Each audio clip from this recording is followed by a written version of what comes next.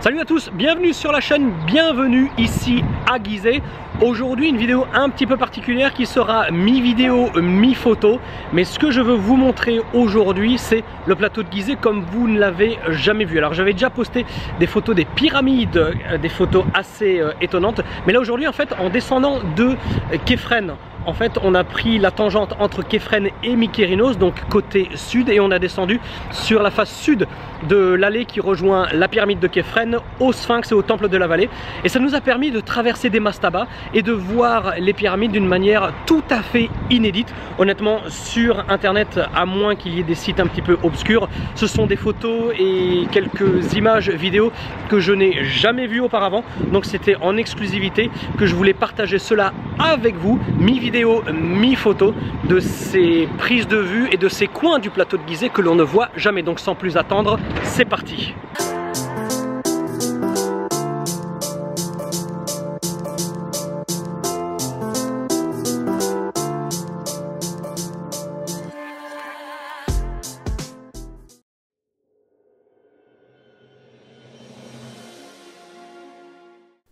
Et oui les amis, nous sommes bien sur le plateau de Gizeh, dont les beautés ne gravitent pas forcément que autour des pyramides. En effet, lorsque l'on s'éloigne de la pyramide médiane, la pyramide de Képhren, en marchant vers l'est et en restant sur la face sud de l'allée qui la rejoint au Sphinx, nous pouvons parcourir tout un tas de tombes et mastabas. Certaines réalisations demeurent sans intérêt majeur, mais il y en a tout de même qui présentent des caractéristiques fascinantes, tantôt mégalithiques, tantôt révélant les galeries souterraines du plateau de Gizeh. Ici, nous commençons directement par la tombe de Khentkawes, ou Khentkaous, reine de la 4e et 5e dynastie et fille du roi Menkaure, celui que vous connaissez peut-être plus communément sous le nom de Mykérinos.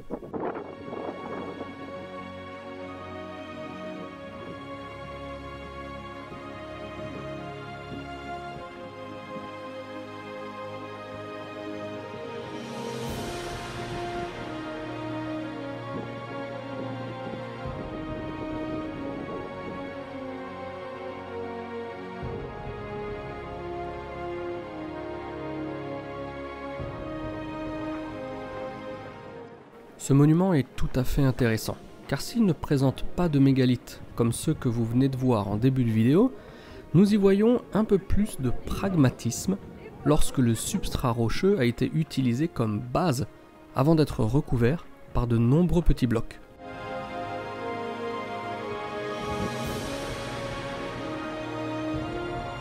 Et lorsque la roche-mère est encore aujourd'hui apparente, eh bien c'est un spectacle assez étonnant. Les spécialistes restent plutôt indécis sur le cas de Khentkaous Ier, mais une chose est sûre, c'est qu'elle occupa une place importante entre les deux dynasties et fait l'objet d'une polémique parmi les égyptologues. Première hypothèse, elle fut l'épouse de son demi-frère, le roi Shepseskaf. Khentkaous Ier lui aurait donné un fils, le futur roi Ouserkaf, dont la pyramide, totalement délabrée, se trouve aujourd'hui à Saqqara. Enfin, aujourd'hui, déjà à l'époque. C'est cette proposition qui aujourd'hui remporte la plus grande popularité. Mais il y a une seconde hypothèse. Cette seconde hypothèse, elle nous dit qu'elle ne fut pas la mère, mais l'épouse du roi Ouserkaf. Toutefois, il est difficile d'identifier ces rois avec Khentkaous Ier, car il était de tradition que la femme royale soit enterrée près de son mari.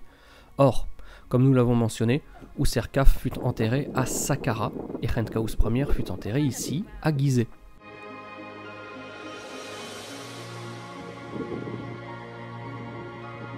Nous continuons notre chemin en nous éloignant des pyramides de Képhren et Mykérinos, ce qui permet, grâce au contrebas, de les apercevoir sous des angles absolument sublimes qu'il est rare de voir aussi bien sur internet qu'en reportage, le tout niché entre les tombes et alcôves creusées à même un calcaire présentant une érosion quelque peu semblable à celle que l'on peut retrouver dans le désert blanc.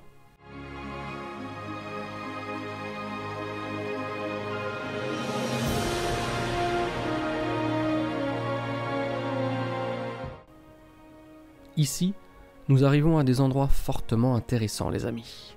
Si certains puits fermés existent effectivement sur Gizeh, fermés en leur fond j'entends, il y en a de nombreux autres, très nombreux autres, qui laissent clairement entrevoir que nous nous trouvons sur des galeries souterraines dont l'étendue reste spéculative, mais dont l'existence est incontournable et indéniable.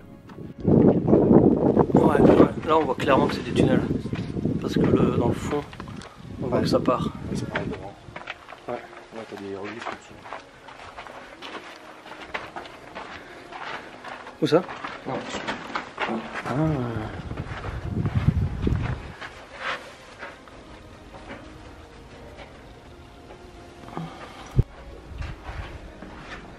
Et ça? Ah bah oui, il n'y a pas de galerie.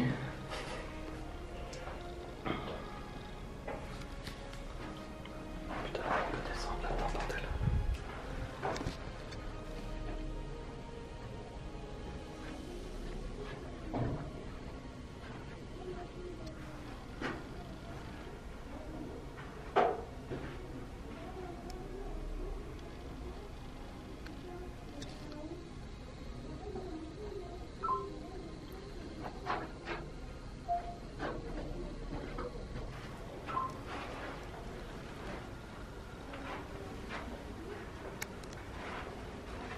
Le puits que vous voyez à l'image, ce n'est qu'un exemple parmi tant d'autres qu'il est facile de voir sur le flanc nord de l'allée de Kefren. D'ailleurs, les passionnés qui ont eu le plaisir de découvrir Gizeh en ma compagnie se souviendront certainement, avec un petit rictus malin, les restrictions et les réactions des gardes lorsque nous nous approchions de ces puits. Pas particulièrement par danger, car ces puits sont bien recouverts, bien grillagés. Alors peut-être était-ce plutôt par principe ou par rétention d'informations?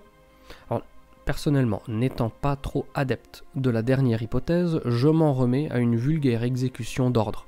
Mais toujours est-il qu'il est supposément interdit de prendre en photo l'intérieur de ces puits, se trouvant littéralement à 2 pas d'un des lieux les plus fréquentés du plateau de Gizeh. Et à ce sujet, sachez les amis que sur la chaîne, une vidéo arrive dans les semaines ou dans les mois à venir spécialement consacrée aux galeries souterraines du plateau de Gizeh que l'on peut constater par nous-mêmes en se baladant là-bas. À présent, je souhaite vous plonger de manière totalement immersive, sans commentaire, dans le parcours qui m'attend, avant de partager avec vous une nouvelle fois quelques clichés sous le doux soleil de Gizeh. Clichés que, je pense, vous ne reverrez pas de sitôt sur la toile, chose que l'on ne peut que déplorer.